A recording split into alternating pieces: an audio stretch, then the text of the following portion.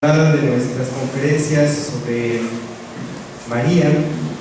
El día de hoy tenemos el honor de contar con el padre Israel Luis Espino, que ha tenido a bien compartir con nosotros este momento de reflexión y sobre todo de aprendizaje. El tema de la conferencia es sobre María en la liturgia de la Iglesia. El padre Israel seguramente ya todos lo conocen. Él es el secretario, vicecanciller del señor obispo, y también es licenciado en liturgia. Bienvenido, padre. Gracias.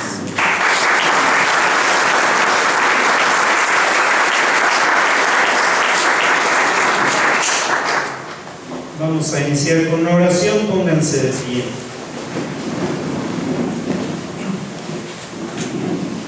En el nombre del Padre, del Hijo y del Espíritu Santo.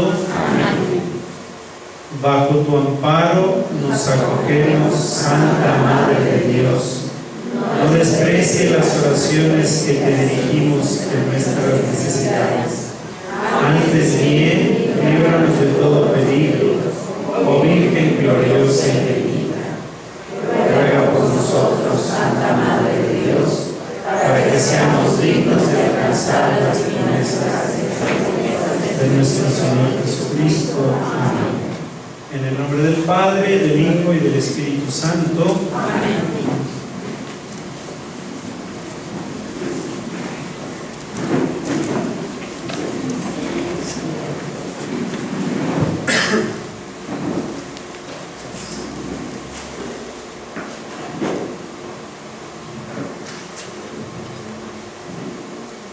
Yo creo que cada uno de nosotros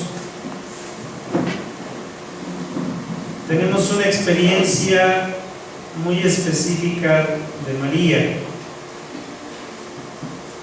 y es una experiencia que nace, que surge a partir precisamente de nuestra relación cuando la celebramos o cuando oramos a ella.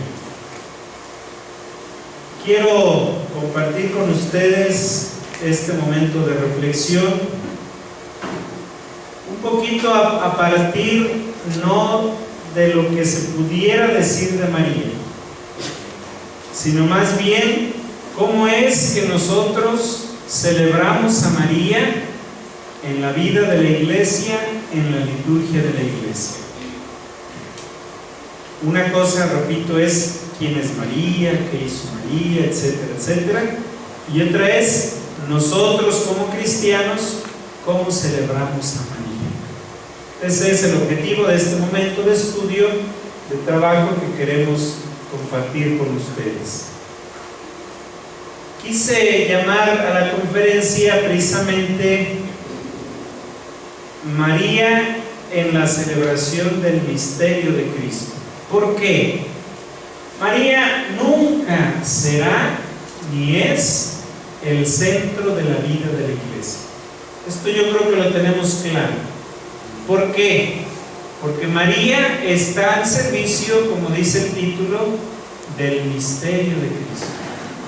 ¿Qué cosa es el misterio? Hay un autor que se llama Udo Kassel que va a decir que el misterio es la realidad de Dios en su texto, en su contexto y en su pretexto. O sea, es Dios en sí mismo, y es Dios que se ha querido revelar al hombre. Y uno puede decir, bueno, cuando uno entra en relación con Dios, o Dios que viene a relacionarse con el hombre, ¿de qué manera? Es precisamente la economía de la salvación o la historia de la salvación. Entonces, el misterio es esa realidad divina que ha querido entrar en comunicación con el hombre para manifestarle aquello que es, y la Biblia no lo dice, Dios es amor. Pero la pregunta en concreto, bueno, ¿y cómo es que el hombre puede entrar en contacto con aquella realidad que no es de las categorías humanas? El mismo autor responde, se hace en el hoy de la historia a partir, dice, de una manera sacramental. ¿Y qué cosa es un sacramento? Un sacramento es una realidad física, sensible, según las categorías del hombre, que nos permite experimentar en el momento de la historia la presencia de Dios. Cuando nosotros decimos María en la celebración del misterio de Cristo, ¿cómo lo podemos entender? Es decir, cómo María juega un papel principal y determinante en la historia de la salvación. Un detalle importante del título, María en la celebración. ¿Qué cosa es una celebración? ¿Qué cosa es una fiesta? Antropológicamente podemos entender que la fiesta no es otra cosa sino un volver al origen del acontecimiento que celebramos. ¿Me explico? ¿Sí? ¿Por qué hacemos una fiesta? ¿Por qué celebras tu cumpleaños? Porque quieres recordar el acontecimiento en el cual tú viniste a la existencia, el día de tu cumpleaños. Y para nadie más es importante el cumpleaños más que para ti mismo. ¿Sí? ¿Qué cosa es la celebración entonces? Es una acción a través de la cual hago memoria del acontecimiento que quiero celebrar. En este caso, pongo el ejemplo del cumpleaños. ¿Sí? María en la celebración del misterio de Cristo. O sea que María tiene que ver cuando yo celebro el misterio de Cristo, sí. ¿Por qué? Es lo que vamos a continuar a decir. La proclamación del dogma de la maternidad divina en el 431 impulsó notablemente el culto mariano, el desarrollo del culto mariano. Cuando una vez que los apóstoles se dispersan por las diferentes naciones, María, la historia no lo dice, se fue con Juan y vivió una experiencia. Claro, viene después la muerte de María, la Asunción, que después era uno de los dogmas, y empieza a haber una serie de reacciones en torno a la vida de María. ¿Sí? Y vemos cómo el 431 es determinante. ¿Por qué? Porque ya se considera a María la Madre de Dios. O sea, se empieza a conocer este término Madre de Dios. Ahora a nosotros no nos causa ninguna dificultad de escucharlo, pero en un momento como este de la historia, decir que María es Madre de Dios sonaba a herejía, porque ¿cómo una mujer se va a decir la Theotokos, es decir, la Madre de Dios? Cuando iniciamos esta conferencia, iniciamos con una oración. Bajo tu amparo nos acogemos, Santa Madre de Dios. Esta oración, según los historiadores, los liturgos, es la oración más antigua que existe sobre la Virgen María. Y quise retomarla precisamente para traer a la memoria aquello con lo que se determina María. María es la Madre de Dios. Quiere decir que había una concepción ya madura de María como la mujer que engendró en su seno al Hijo de Dios. Esto, como he dicho, genera una serie de expresiones. Allí ven ustedes en la pantalla dos palabras en latín que dice el sensus fidelium. ¿Qué significa el sensus fidelium? Es decir, el sentido de los fieles, el decir de la comunidad. ¿Y qué decía la comunidad? Ve a María precisamente como la Madre de Dios. Es una realidad que surge no de la jerarquía, no de los pastores, sino es una realidad que se va manifestando precisamente a partir de lo que María, la experiencia de la comunidad, como la Madre de Dios, al grado que dice, llega a ser antes de la institución concreta del culto mariano. ¿Sí? Los evangelios nos van a enseñar precisamente que María es un testigo privilegiado y protagonista importante en la economía de la salvación. Lo vemos y lo vamos a ver de manera muy específica en el tiempo del Adviento. Una de las figuras principales que vamos a reflexionar o en las que vamos a meditar en el tiempo del Adviento, ¿cuál será? Precisamente María. Pero les digo, desde un punto de vista de la reflexión, cómo María colaboró en el misterio de la salvación.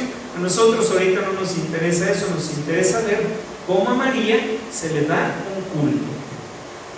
La veneración de María proviene de la consideración, esto es muy importante, profunda de la participación de María en los acontecimientos de la historia de la salvación y se presenta como floración de los misterios de la encarnación y la redención. O sea, vamos a celebrar a María, así lo vemos en la historia, en función de aquello que hizo en el misterio de la redención.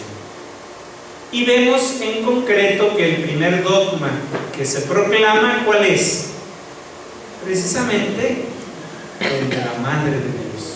Entonces, la primera celebración que nosotros vamos a tener de María es la celebración de María en su colaboración con el misterio de la encarnación. Y es en torno a este misterio de la encarnación que se comienzan a hacer ciertas reflexiones, ciertas fiestas, ciertos textos, que es una cosa con lo que vamos a terminar. ¿Por qué? Porque vamos viendo que los libros litúrgicos no nacieron así, a ver, ahí les va, no, sino fueron siendo reflexión. A ver, ¿cómo vamos entendiendo nosotros el quehacer de María? Necesitamos una oración con la cual la comunidad rinda culto a María, ¿sí? Y es como van naciendo una serie. Les ponía el ejemplo de la oración: bajo tu amparo nos acogemos, Santa Madre de Dios. Otro ejemplo claro que tenemos es uno que muy pocas veces los sacerdotes lo utilizamos, pero que allí está, es el canon romano. ¿Qué cosa es el canon romano? El canon romano es la plegaria eucarística número 1 de la misa. Normalmente se dice en la Navidad, se dice en la Pascua, se dice en el Jueves Santo. No sé si se han fijado, una oración, la oración de la plegaria más larga que tenemos en el misal, ¿sí? ¿Y qué dice respecto de María? Este es un texto del siglo IV. ¿Qué dice? El canon romano lo refiere de esta manera: principalmente de la gloriosa Virgen María, Madre de Dios y de nuestro Señor Jesucristo. Ese es el testimonio que tenemos litúrgico concreto más antiguo de la Virgen María. Aunque posteriormente surgió la plegaria eucarística número 2, que es la que normalmente usamos en la misa, la más corta, cuando el sacerdote está después de la consagración, hace memoria, dice: en comunión con la siempre Virgen María, con los santos y los ángeles, ¿sí? O sea, hace una referencia concreta de comunión en relación a la Virgen María.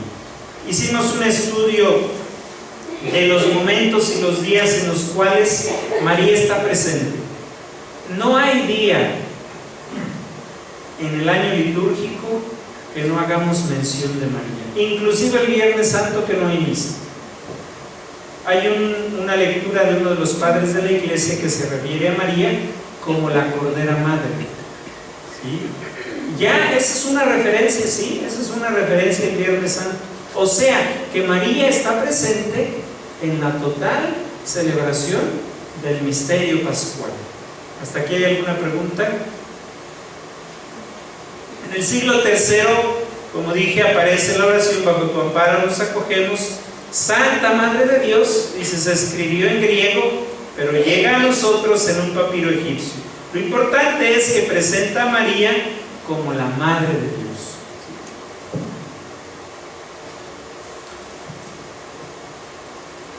Cuando en el Concilio Vaticano II se hace la reflexión de la celebración del misterio pascual, se llega a la conclusión de que es Cristo el centro. Y no podemos darle a María más veneración de aquella que se le debe, que es un culto, digamos, de latría. No es adoración, tampoco es me equivoqué, es a la Virgen María se le da el culto de hiperdulía. Sí, corrijo lo que dije, ¿sí? Hiperdulía, o sea, es, digamos, jerárquicamente lo que le sigue a la adoración, ¿sí? Adoramos a Dios, a la Virgen le damos un culto especial y después tenemos a los santos en relación del culto divino, ¿sí? Hasta aquí es claro. Y dicen los padres conciliares, dice este texto de la Sacrosantum Concilium número 103, es muy importante tenerlo en cuenta en este momento. Dice el documento: en la celebración de este círculo anual de los misterios de Cristo, la Santa Iglesia venera con amor especial a la bienaventurada Madre de Dios. O sea, es un gesto de veneración y retoma el origen del culto, que es precisamente considerarla la Madre de Dios. Y luego dice: la Virgen María, unida con lazo indisoluble a la obra salvífica de su Hijo. No podemos, dice, entender a María si no es unida al misterio de la redención. Desde el momento en el cual María asume el compromiso de engendrar en su seno al Hijo de Dios, hasta el momento en el cual la vemos de pie en la cruz. ¿Sí? He ahí a tu Hijo, he ahí a tu Madre, que los biblistas después dirán cómo esta expresión es cuando nos la da a nosotros como madre. Por eso él en la cruz nadie podía designar a una mujer como madre, solo el Rey. Cristo en la cruz le dice al discípulo: he ahí a tu madre. Por eso le llama mujer, no le dice madre. ¿Por qué? Porque él se reconoce Rey. ¿Sí? Mujer, ahí a tu hijo, hijo, ahí a tu madre. ¿Sí? Digamos, viéndolo en una cuestión de inclusión. La inclusión es una realidad presente al inicio del texto y al final del texto. En el Evangelio lo podemos ver: María, que es la Madre de Dios, y al final del Evangelio, Dios en el Hijo, que reconoce a María como la Madre de los vivientes. ¿Sí? Y luego sigue diciendo: en ella la Iglesia admira y ensalza el fruto más espléndido de la redención y la contempla gozosamente como una purísima imagen de lo que ella misma, toda entera, ansía y espera ser. O sea, lo interesante de este párrafo es que en María la Iglesia ve su destino futuro. ¿Es claro esto? ¿Sí? O sea, en María vemos aquello que como Iglesia estamos llamados a hacer. ¿Sí? Lo que queremos, el ansia, ¿no? De aquello que deseamos en el fondo. ¿Por qué? Porque María, después lo dirán los libros litúrgicos nuevos del Concilio Vaticano II, María es figura de la Iglesia. Tan es así que a María se le dirá después un título: María, Madre de la Iglesia. ¿Sí? ¿Qué quiero sintetizar de este número 103 de la Sacrosantum Concilium? Decir que María la ubicamos junto al misterio de la redención, junto al misterio de la encarnación. No está en el centro. Esto tiene que quedarnos muy claro. No es María el centro de nuestra veneración. En la Iglesia, a nivel litúrgico, hablando de categorías de lenguaje, existen tres muy concretas, muy específicas, que es necesario considerar en relación a la celebración con el culto mariano. Y la primera de ellas se refiere a las solemnidades o fiestas. ¿Qué significa una solemnidad? Una solemnidad va a ser aquella realidad que se celebra solo una vez al año. Solamente una vez al año. Hasta suena, ¿no? Solemnidad. Solo una vez al año. ¿Sí? Hay realidades, por ejemplo, la liturgia francesa nos enseña un poquito que la solemnidad es aquello que es un poco más, ¿cómo lo entendemos la solemnidad? Los cantos estuvieron un poquito más sublimes, ¿no? ¿Cómo entendemos la solemnidad? Decimos, esto estuvo algo muy solemne, es decir, así muy bien preparado, muy bien llevado, ¿sí? Nos introdujo en aquello que realmente queríamos, como es el misterio de Dios, ¿sí? No, creo yo que ese es el sentido común de la palabra solemnidad. Sin embargo, la liturgia lo refiere para decir que la solemnidad o fiesta son los acontecimientos salvíficos donde María, perdón por ponerlo con minúscula, es protagonista estrechamente asociada con su Hijo en el misterio de la encarnación. O sea, está agarrada, ¿sí? Está íntimamente relacionada, estrechamente asociada con su Hijo. Por eso la Iglesia solamente considera tres. ¿Cuál? La maternidad divina, el primero del año. La Asunción, ¿cuándo? 15 de agosto. Y la Inmaculada Concepción, 8 de diciembre. Solamente de María tenemos esas tres solemnidades. Después diré algo al respecto de la Virgen María de Guadalupe. Segunda categoría, memorias obligatorias. ¿Qué dice de esto? Son los aspectos particulares de los misterios de María o consagran algunas de las grandes devociones marianas con origen en la tradición. O sea, no es algo ya más universal, sino es algo muy particular. Y en este caso tenemos cuatro. El primero es María Reina, que se celebra el día 22 de agosto. María Reina. Segundo, Nuestra Señora de los Dolores. Aunque vemos a María, por ejemplo, al pie de la cruz, sin embargo, no es considerado aquello como algo, como lo dice arriba, ¿sí? Donde María está estrechamente asociada. Está al pie de la cruz, pero es Cristo el centro. Y por eso es una memoria obligatoria. El 15 de septiembre. Nuestra Señora del Rosario. ¿Cuándo? 7 de octubre, ¿sí? Y la presentación de la Virgen María, que acabamos de celebrar el 21 de abril. ¿Qué?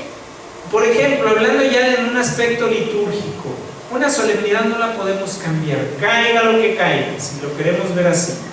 Si es 1 de enero, se celebra todo como dice el ritual. ¿Por qué? Porque la solemnidad está sobre cualquier otra celebración, ¿sí? Las obligatorias, pues tienen precisamente ese carácter, son obligatorias, pero no llegan a ser celebraciones solemnes. Y luego están las memorias opcionales. ¿Qué son estas realidades? Son aquellas que conmemoran devociones marianas que nacieron o evolucionaron en el seno de algunas grandes órdenes religiosas o algunos santuarios marianos célebres. Tenemos 4, aunque allí puse algunas otras. Tenemos Lourdes, en Francia, el Corazón de María, Nuestra Señora del Carmen, la dedicación de la Basílica de Santa María la Mayor. Es curioso cómo en Roma está una basílica dedicada a Cristo Salvador, que es la Catedral del Papa, una catedral dedicada a San Pedro y San Pablo, bueno, la tercera, y la cuarta que está dedicada precisamente a la Virgen María, Santa María la Mayor, una basílica muy bonita, ¿sí? Y después tenemos otras que son, digamos, ya un poquito más de carácter nacional, como es Fátima, Santísimo Nombre de María, y en este caso Santa María de Guadalupe.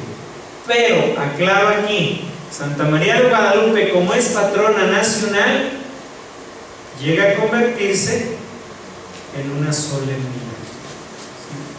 Tan es así que el 12 de diciembre en México celebramos la solemnidad. Cuando yo estudiaba el martirologio romano me dio risa porque el día 12 de diciembre también se celebra San Israel. Yo le decía al maestro, pues me disculpa, pero yo voy a celebrar. No, porque yo no sabía que tenía un santo y que menos que se celebrara el 12 de diciembre, ¿no? Pero por decir, ¿no? O sea, María en México es la celebración solemne. ¿Por qué? Porque es patrona nacional. O sea que cuando la Virgen María es patrona de una comunidad, ese día se celebra con solemnidad. En el caso de ustedes, aunque aquí vamos a un poquito a repensar, pero viendo la cuestión, por ejemplo, del tiempo, ¿ustedes celebran su fiesta patronal cuándo? ¿El 2 de diciembre o el primer domingo de Adviento? Es diferente, ¿sí? ¿Por qué el primer domingo de Adviento? Yo pienso que se puso ese día porque el signo más claro del Adviento es precisamente la Virgen María, modelo de esperanza, ¿sí? ¿Qué van a hacer? No van a cambiar nada, tomar los textos de ese día. ¿Es solemnidad? Es solemnidad, ¿sí? Pero bajo la tutela de la celebración litúrgica del primer domingo de la Adviento, ¿sí? ¿Hasta aquí alguna pregunta? ¿Qué vamos a hacer ahora? Miren, yo les decía que no voy a decir qué es María, eso ya le toca a los teólogos. Nosotros vamos a ver y a estudiar un poquito qué ha recogido la Iglesia en los textos litúrgicos a partir precisamente de cómo entiende a María, Madre de la Santa Esperanza. Se supone que esta es su patrona, ¿no? Yo dije, bueno, retomo el esquema litúrgico para celebrar a María, Madre de la Esperanza. Los padres conciliares no quisieron hacer un libro especial de María, pero al final terminaron haciendo un libro. Yo tengo en mis manos dos libros que se llaman la colección de las misas de la Santísima Virgen María. ¿En qué consisten estos libros? Son una serie de cerca de 50, a ver, para no equivocarme,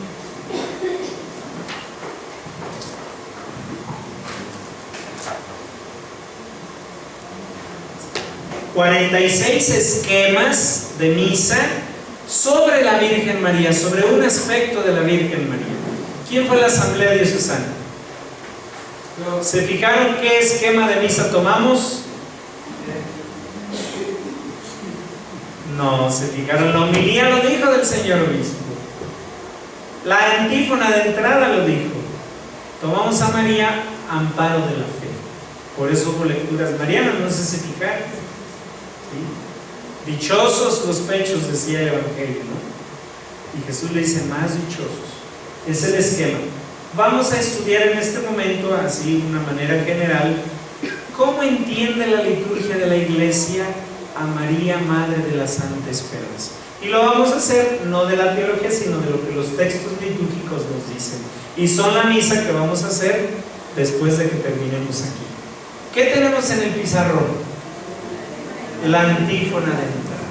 El primer texto que uno debe de considerar cuando celebra la misa es precisamente la antífona de entrada. ¿Cómo entiende la antífona de entrada el misterio de Cristo a través de María? La respuesta la vamos a tener aquí.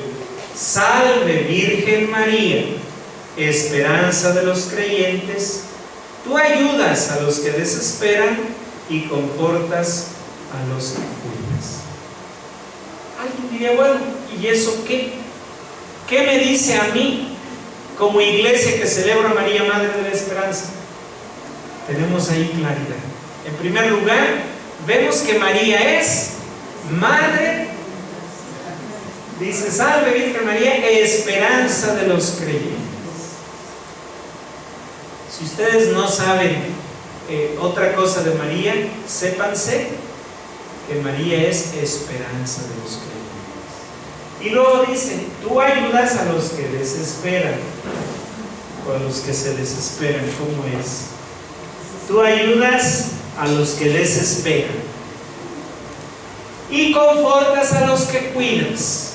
O sea, fíjense cómo ya vemos a partir de este texto tan pequeñito toda una reflexión de María, Madre de la Esperanza. Vamos a ver lo que sigue. Al final hago una conclusión de esto. Aquí tenemos la oración más importante de la liturgia de la palabra, que es la oración colecta. ¿Qué dice esta oración? Ayúdenme a leerlo. Oh Dios, que nos concede venerar a la Virgen María como Madre de la Santa Esperanza,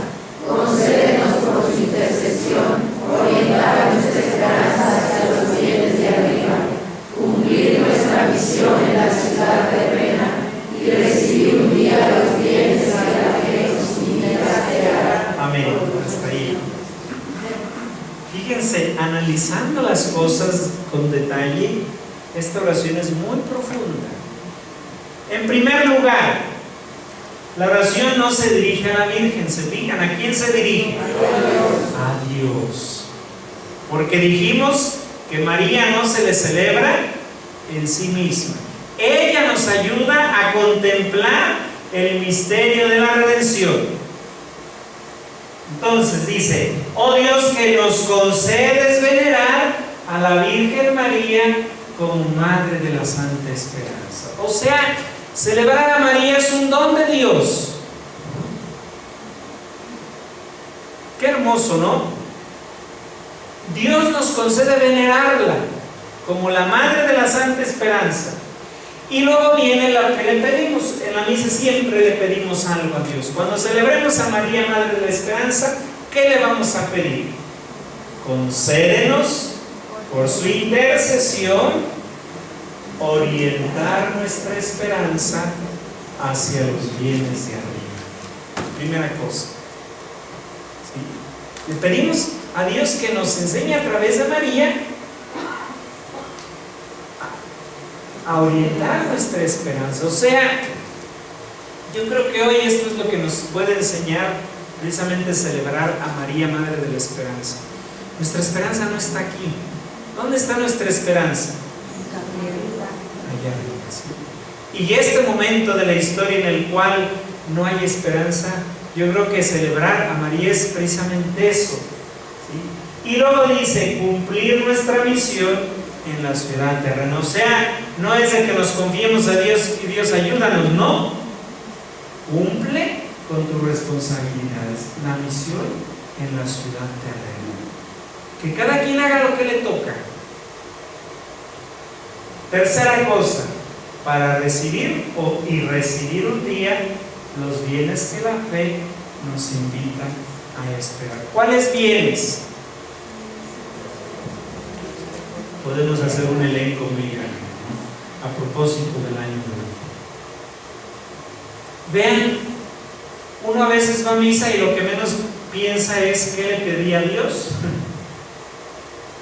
Y la oración de la misa es esta es la intención por la que vamos a celebrar la misa. Aquí se refleja. Todos los días hay la oración colecta.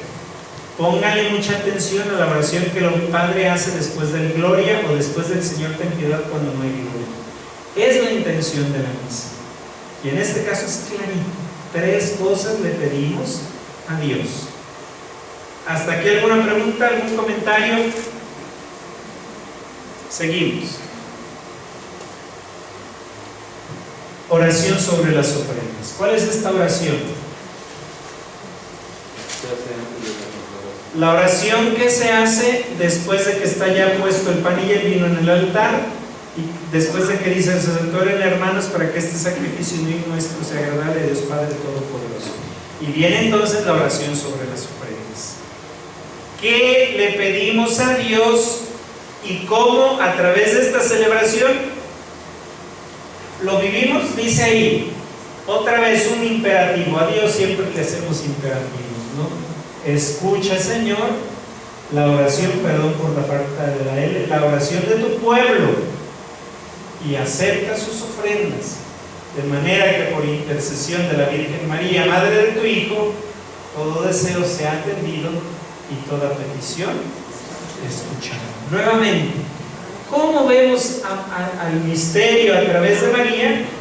María la que nos ayuda. Por eso, fíjense, está en consonancia con aquello que decíamos, regreso hasta la antífona de entrada. O sea, nosotros le pedimos algo a Dios. ¿Y quién nos va a ayudar? La Virgen María. ¿De qué manera? Intercediendo. María es intercesora. Ella no nos hace los milagros. Esto que quede bien claro. María no hace milagros. ¿Quién hace los milagros? Dios por intercesión de María. Esto es clave, entenderlo. ¿Sí? Y fíjense cómo se hace en un momento preciso de la misa. ¿En qué momento? En el momento en el que hemos puesto a Dios, en que hemos puesto en el altar el pan y el vino. O sea, yo le doy a Dios y él, San León Magno dirá, es un admirable comercio. ¿Qué cosa es el comercio? Yo te doy y tú me das. Yo le doy a Dios el pan y el vino y él, dice ahí, me concede, dice, escuchar, ¿sí? Acepta sus ofrendas, de manera que por intercesión de la Virgen, Madre de tu Hijo, todo deseo sea atendido y toda petición escuchada. Vean cómo cobra diferente sentido aquello que celebro. ¿Por qué? Porque no nada más es poner en el altar el pan y el vino. Tiene una intención muy clara, ¿sí? Esto que le pedimos. Y luego viene la oración más importante de la plegaria eucarística. ¿Cuál es la plegaria eucarística? Desde que el sacerdote dice, el Señor esté con ustedes, ¿cómo responden? Levantemos el corazón. ¿Qué significa eso, levantar el corazón? O sea, ponte al tiro, diríamos en un lenguaje coloquial. Agarra el corazón en la mano y ponlo en la presencia de Dios. Por eso dice, levantemos el corazón. Sursum corda, o sea, los corazones levantados, ¿no? En latín. Y después dice, demos gracias al Señor nuestro Dios. Y viene esta oración. ¿Cómo se llama este prefacio? Santa María, modelo de esperanza sobrenatural. Este texto lo vamos a ver párrafo por párrafo. En primer lugar dice, ayúdenme, en verdad es justo y necesario, es nuestro deber y salvación, celebrarle con las más grandes alabanzas, Señor Padre Santo, que generosamente le haga Jesucristo como autor de la salvación, y le dice también a María como modelo de la sobrenatural esperanza. Hasta ahí.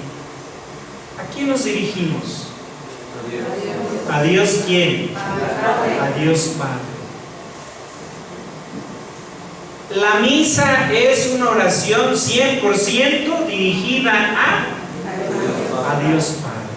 Solo hay dos oraciones que le dirigimos al Hijo, Señor Jesucristo, que dijiste a tus apóstoles, pero todas las demás oraciones van dirigidas. Pero a partir de eso nosotros, de este misterio que celebramos en concreto, por eso dije, en el hoy de la historia que celebramos, le decimos esto, sí, Señor, es bueno, todo aquello que hiciste, sí, celebrarte, dice. Generosamente entregaste a Jesucristo al mundo como autor de la salvación, y ojo, lo importante es esto, le diste también a María como modelo de sobrenatural esperanza.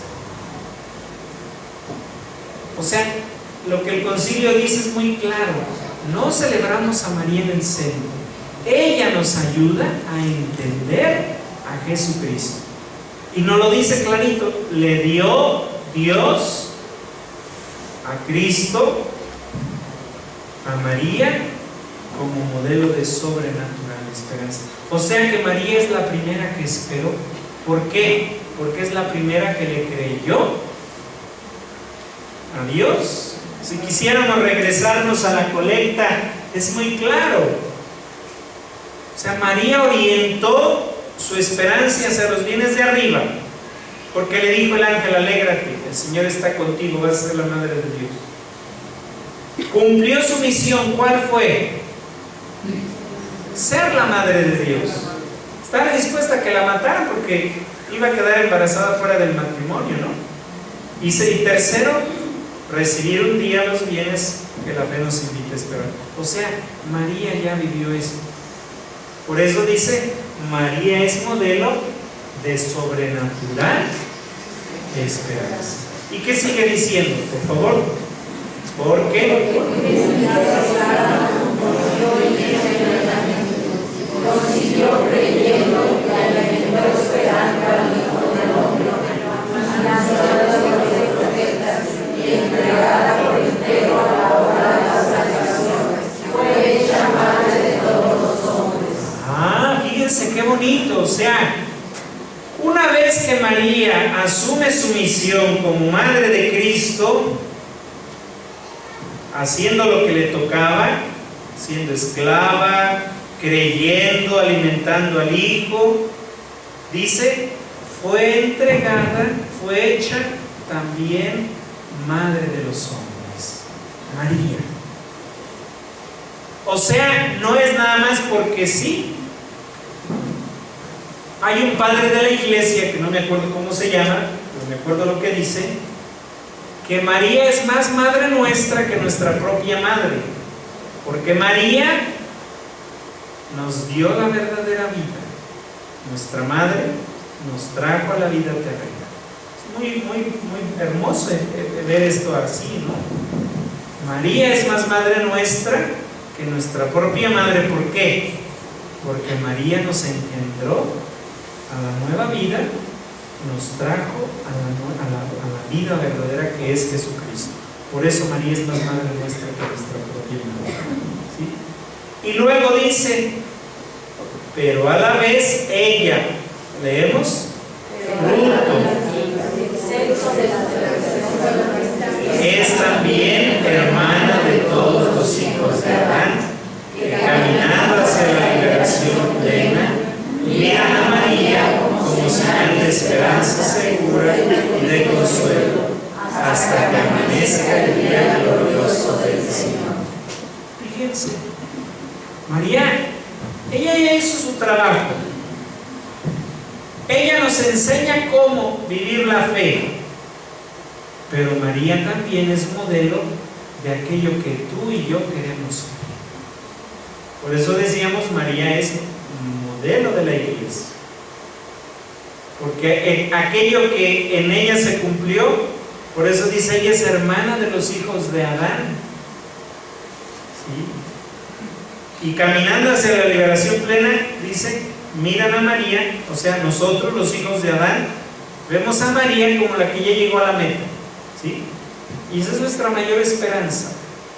En eso consiste la esperanza cristiana, en creer que nuestra salvación es la vida eterna, ¿sí?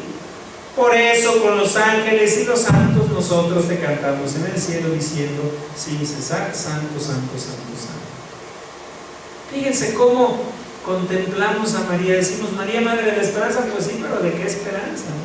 Aquí tenemos con claridad aquello que se dice de la iglesia desde la liturgia, ¿no? ¿Qué es María, Madre de la Santa Esperanza? Y vamos a otra oración que es importante en la misa, la oración antes de la comunión, la antífona de la comunión. ¿Qué dice? Dichosa tú que has creído, porque lo que te ha dicho el Señor se cumplirá. Esa es la esperanza de María, ¿no? Que en María se cumplió aquello que ella creyó. ¿Y por qué antes de la comunión? Pues porque en la comunión viene precisamente aquello que esperamos, que es el Hijo de Dios, hecho carne, hecho alimento. Finalmente, la oración después de la comunión. ¿Qué dice la oración después de la comunión? Alimentados por los sacramentos de la salvación y de la fe, te pedimos, Señor, que recordando con amor a la Virgen María, Madre de la Esperanza, merezcamos participar con ella de tu amor divino. Fíjense cómo la misa nos va llevando de una manera muy hermosa a contemplar el misterio de Cristo. No le estamos pidiendo otra cosa, y digamos así como diferente de un mismo tema, que esto. O sea, ya que nos alimentamos con el cuerpo y la sangre de Cristo y de la fe, porque dice el sacerdote después de la consagración, este es el misterio de la fe, y respondemos nosotros, anunciamos tu muerte o cada vez que, etcétera, ¿no?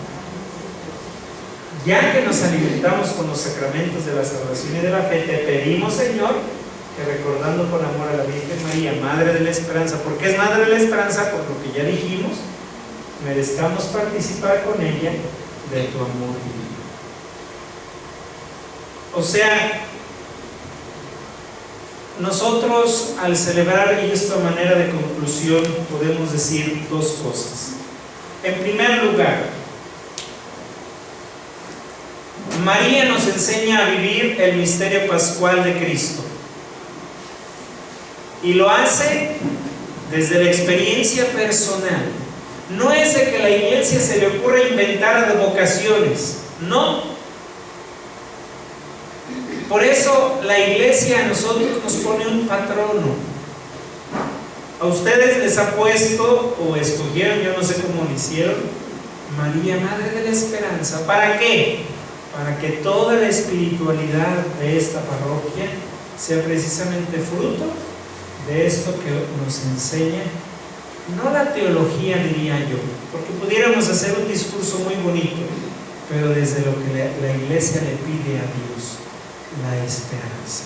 Por eso, ojalá que esta parroquia sea modelo de esperanza. ¿Por qué? Porque tiene a la patrona que en la advocación de la Santa Esperanza nos enseña o les enseña a vivir de esta manera. Y segunda cosa con la que podemos concluir, ojalá que nosotros aprendamos a aprovechar los textos de aquello que celebramos. Esto lo hemos hecho con un esquema de una misa. Nos faltaron las lecturas, que es la homilía, ¿no? Pero si eso hacemos de cada domingo, si eso hacemos de cada día que venimos a misa, yo creo que se puede transformar una espiritualidad litúrgica que muchas veces no tenemos en nuestras parroquias. No porque no haya, sino porque no tomamos conciencia de aquello que es lo que le pedimos a Dios. Si tú vienes con la actitud de decir, bueno, ¿y qué le voy a pedir a Dios? Lee la hojita. En muchas parroquias no sé qué se usan las hojitas. O pone atención a lo que el Padre va diciendo. ¿Para qué? Dice la Sacrosantum Concilium en el número 48 que el reto es, y eso nos enseña el concilio hoy, que lleguemos a ser ofrecidos por nuestras propias manos como una hostia inmaculada y santa. No solamente por manos del sacerdote, sino por ti mismo. ¿Y cómo lo vamos a hacer? Tomando conciencia de una participación plena, activa y consciente en la celebración de la misa. Pues yo con esto termino. Si hay alguna pregunta, estamos abiertos solo un minuto, porque va a seguir la misa. Allá atrás, por favor.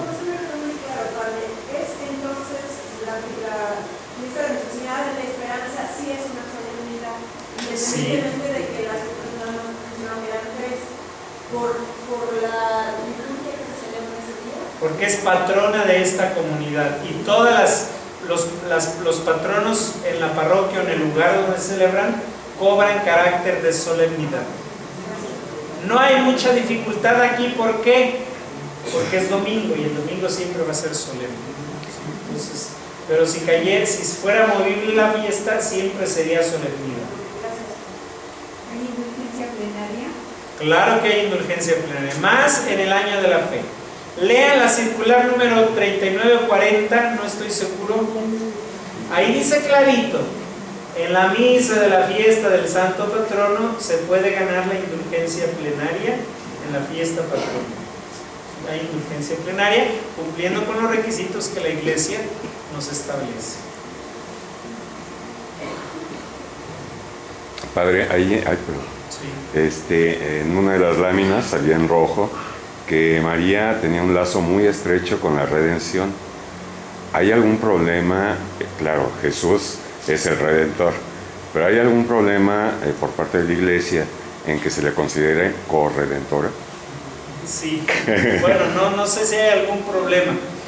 Yo, ahora que tuve la oportunidad en Roma de estudiar precisamente todo lo que llegó del mundo para que fuera el concilio, el tema del concilio, el padre que nos daba la clase precisamente de Sacrosantum Concilium dijo, van a ir a ver las actas que llegaron de sus obispos, y esto es muy fácil, se van a ir al país, el país a la diócesis, y van a ver, pues nuestro obispo era don Alfonso Torisco Vian, ¿Cuál creen que es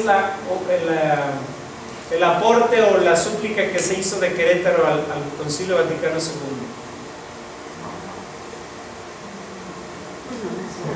Que María fuera proclamada corredentora.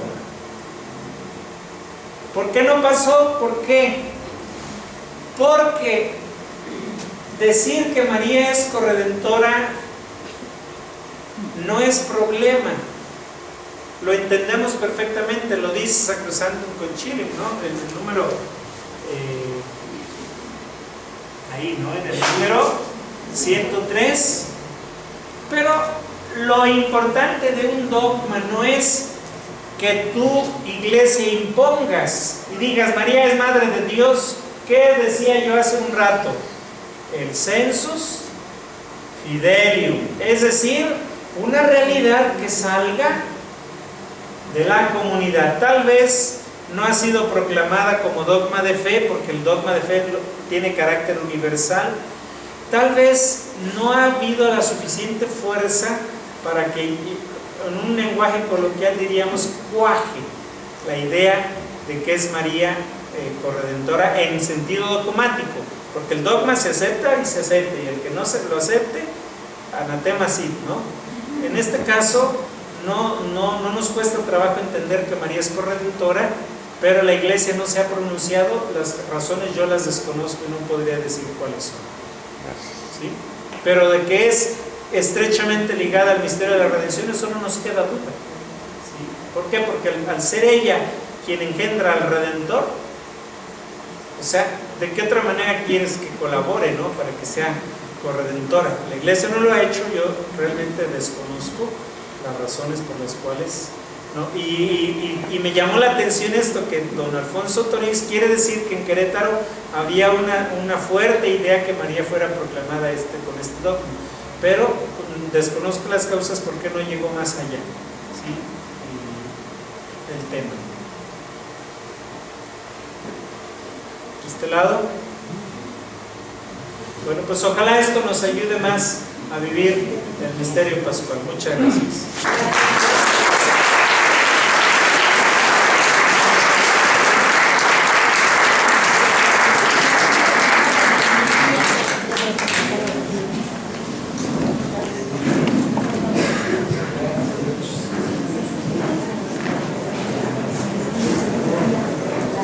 Le agradecemos al Padre Israel esta iluminación, de hecho, en esta novena, en honor a Nuestra Señora de la Esperanza, patrona de nuestra parroquia. Y bueno, no le vamos a agradecer todavía porque va a compartir con nosotros la celebración eucarística, donde va a tomar precisamente el esquema de Nuestra Señora de la Esperanza. Todo lo que ha expuesto ahora lo vamos a vivir ya en el misterio eucarístico.